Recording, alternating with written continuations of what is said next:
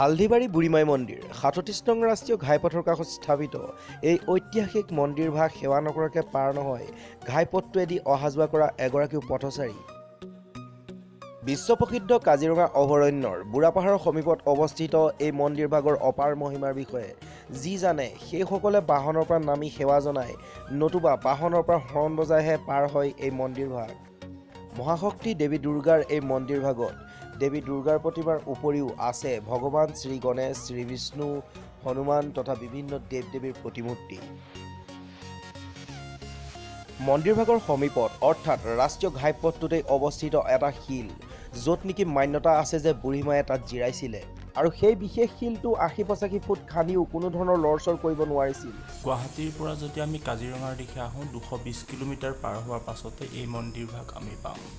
য'ত এটা চাইডে কাজিৰঙা আৰু এটা চাইডে পাহাৰ আছে, যিটো পাহাৰ আমাৰ কাৰ্বি আংলং বুলিও কোৱা হয়। তাতে আমাৰ মন্দিৰভাগ আছে।